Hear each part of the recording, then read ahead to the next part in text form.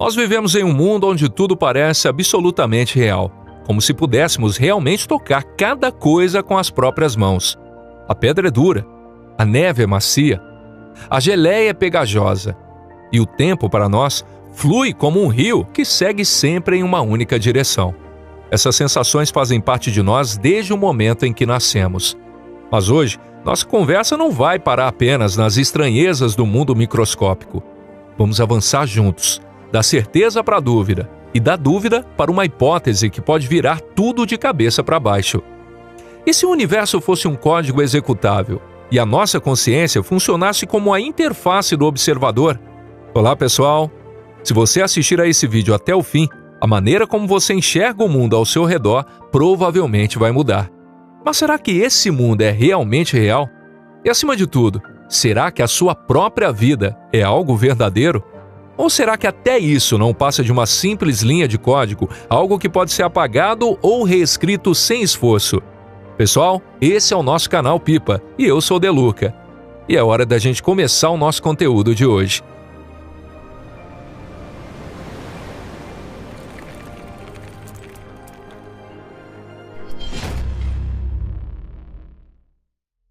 O observador é o projetista?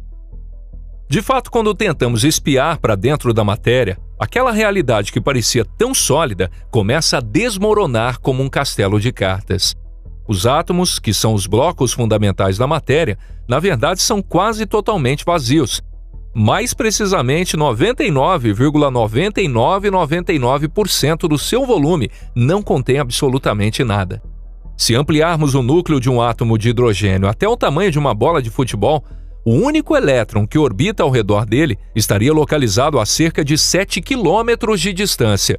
A proporção entre o núcleo e o elétron seria como um grão de arroz no centro de um campo de futebol e um mosquito zumbindo do lado de fora do estádio.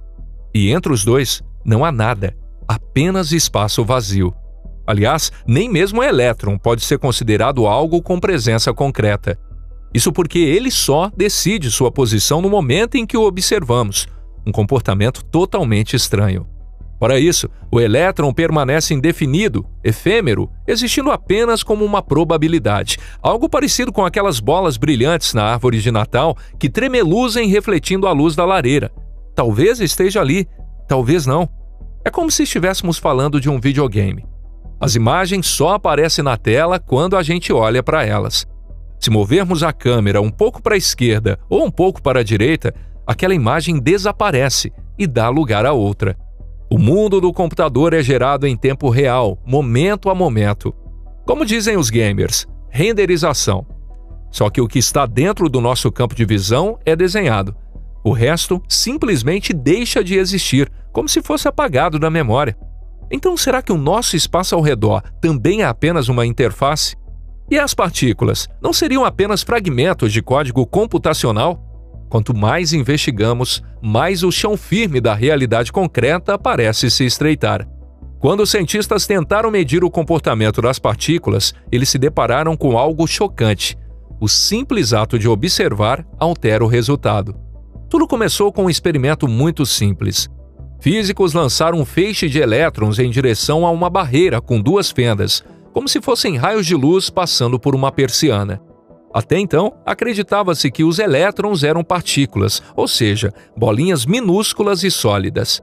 Se os elétrons fossem mesmo partículas, então passariam por apenas uma das fendas, e o que veríamos na tela seria duas faixas bem definidas. Mas o que surgiu ali foi algo totalmente diferente. Um padrão de interferência, com faixas claras e escuras se alternando, como se o elétron tivesse se comportado como uma onda, atravessando simultaneamente as duas fendas e interferindo consigo mesmo. Diante disso, os pesquisadores pensaram, então vamos ver com os próprios olhos por qual das fendas o elétron está passando. Para isso, instalaram um dispositivo capaz de registrar a trajetória dos elétrons. E foi aí que tudo mudou de forma dramática. O padrão de interferência desapareceu e os elétrons passaram a se comportar exatamente como partículas, formando as duas faixas previstas. Aquilo era um paradoxo em estado puro. Sem observação, o elétron se espalhava como uma onda em múltiplos lugares ao mesmo tempo. Mas no instante em que era observado, ele se tornava uma partícula, escolhendo uma única trajetória. O simples ato de medir mudava a própria essência da matéria. Essa descoberta abalou profundamente a física do século XX, e a ciência ainda não conseguiu se recuperar totalmente do impacto. Os resultados do experimento da dupla fenda passaram a desafiar o próprio bom senso. Afinal de contas, o que chamamos de realidade depende do fato de estarmos olhando ou não. Nos videogames, a gente aceita esse tipo de coisa sem estranhamento algum. No mundo virtual, só o que está no campo de visão do jogador é renderizado. O que não está sendo visto simplesmente não é processado. Mas a gente só aceita isso porque sabe que é um jogo, e por isso não ficamos indignados ou revoltados. Se aceitássemos aquilo como realidade, perderíamos o chão. Nossa identidade afundaria no vazio, porque nesse caso, tudo se tornaria frágil, passageiro, volátil. E é exatamente por isso que, ao descobrir que o mesmo tempo pode estar acontecendo no mundo real, nosso instinto é rejeitar essa ideia, afastá-la da mente para preservar a sanidade. Do contrário, teríamos que aceitar que somos apenas parte de uma simulação ou de algum tipo de jogo, talvez até mesmo um jogo de tiro. Como se fôssemos apenas unidades que são abatidas uma a uma em jogos como Stalker ou Call of Duty. Não seríamos donos do nosso destino. Seríamos escravos, subjugados por um código de computador. Teletransporte quântico. Desaparece lá, aparece aqui. Se o experimento da dupla fenda provou que o comportamento das partículas depende do observador, o teletransporte quântico revelou algo ainda mais impressionante. No mundo microscópico, a ideia de distância simplesmente perde o sentido. Os físicos entrelaçaram dois fótons, ou seja, fizeram com que o estado de um refletisse instantaneamente no outro, não importa a separação entre eles. Em seguida, introduziram um terceiro fóton e transferiram seu estado quântico para um dos dois que estavam emaranhados. E então, aconteceu algo espantoso. O estado desse terceiro fóton apareceu instantaneamente no outro fóton, que estava a quilômetros de distância. Enquanto isso, o fóton original desapareceu. Ou seja, a informação foi completamente destruída em um ponto e reconstruída imediatamente em outro, sem nenhum deslocamento no espaço. É como se fosse uma cena de videogame. O protagonista entra em um portal e, num piscar de olhos, surge em outro, a centenas de anos-luz de distância. Simples assim. Não importa se é do outro lado do universo. Em um jogo de computador, a distância não significa absolutamente nada. Mas aqui não estamos falando de um jogo. Esse experimento foi conduzido em um laboratório real. Hoje, o teletransporte quântico já está sendo aplicado na criptografia quântica e, no futuro, servirá como base para os computadores quânticos. Mas isso levanta uma questão fundamental. Se a informação pode pular do ponto A para o ponto B num instante, então o que é o espaço afinal? E se o espaço não for o alicerce do universo, mas apenas uma interface com uma grade de coordenadas de um software 3D? Cada vez mais, tudo isso parece menos física e mais o funcionamento de um programa de computador. Os estados das partículas se comportam como variáveis dentro de um código. Apagam-se aqui, reescrevem-se ali. Esse mundo não é um palco onde a matéria atua. É um sistema de cálculo onde o que importa não é o processo, mas o resultado final. E se o teletransporte quântico nos diz que a distância não pode ser apenas uma ilusão, o fenômeno a seguir vai colocar em xeque a própria noção de movimento. Salto quântico, um elevador sem andares. Os elétrons dentro de um átomo não ficam girando em órbita ao redor do núcleo como luas ao redor de planetas. Eles só podem existir em níveis específicos de energia, previamente determinados.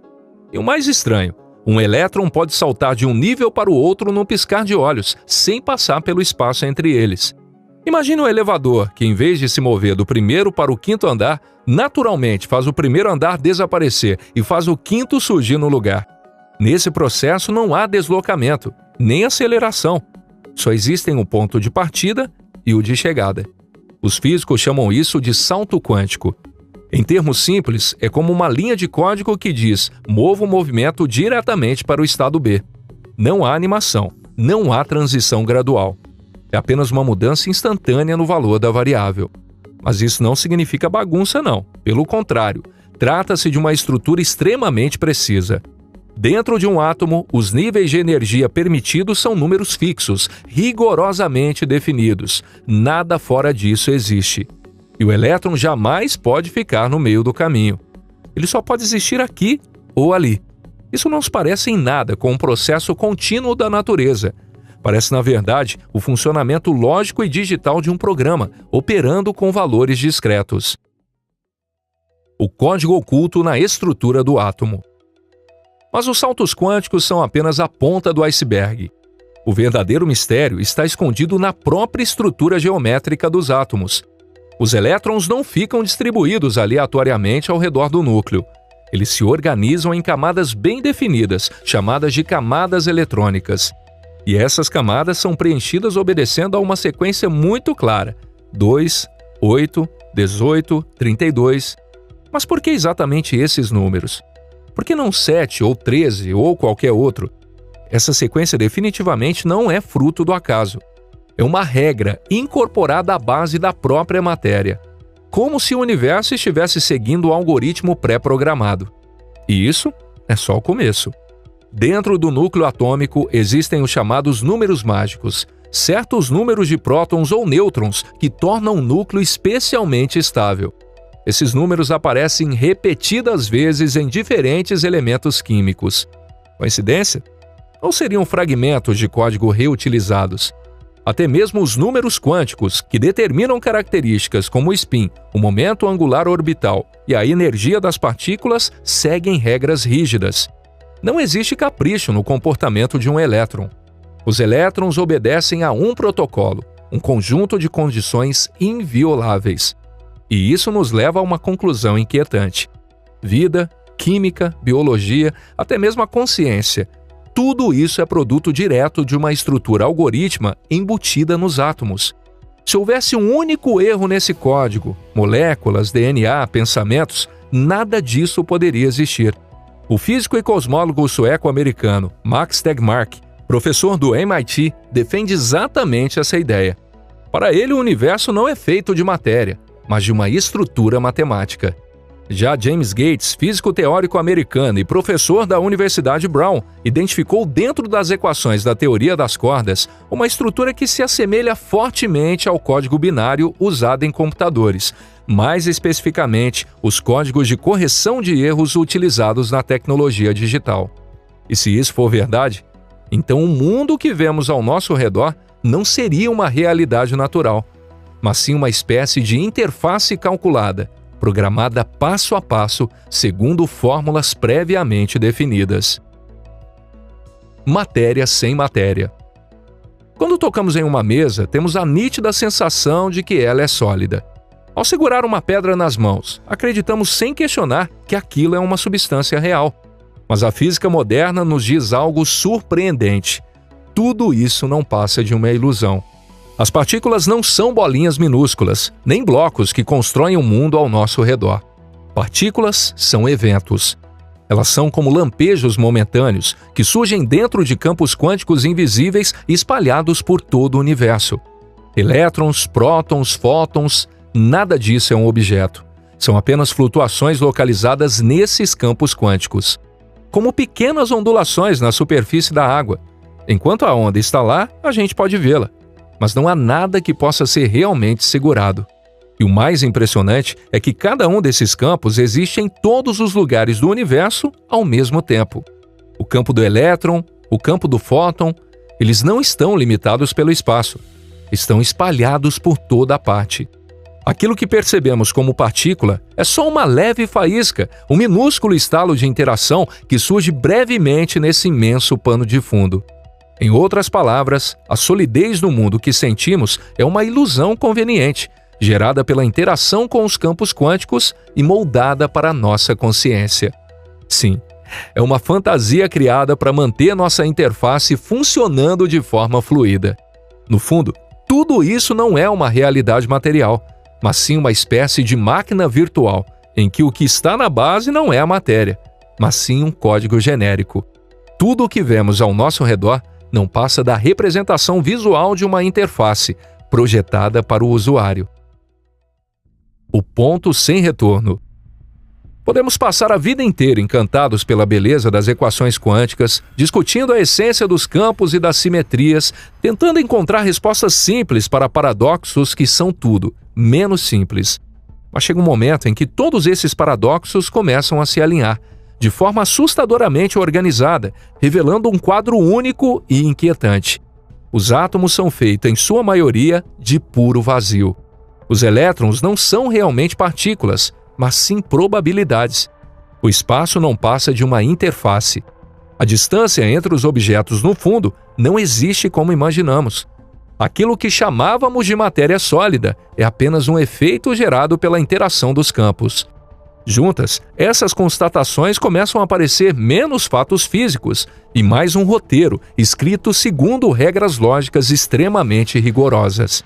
E então surge um pensamento gelado, que percorre a espinha como um arrepio. E se isso tudo não for um paradoxo da física, mas um manual de procedimentos de uma simulação? E se as leis do mundo quântico não forem mistérios, mas algoritmos de otimização rodando dentro de algum tipo de programa? É aqui que chegamos ao ponto sem retorno. Porque no instante em que você considera a possibilidade de que o mundo seja uma simulação, sua visão da realidade nunca mais volta a ser a mesma. A pedra na sua mão deixa de parecer apenas uma pedra.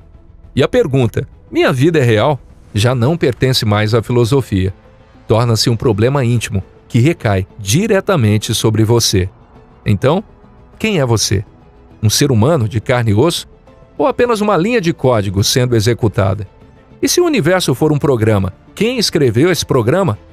E a pergunta mais perturbadora de todas: quem exatamente está olhando para esse mundo ilusório através dos seus olhos? Quem está segurando o controle?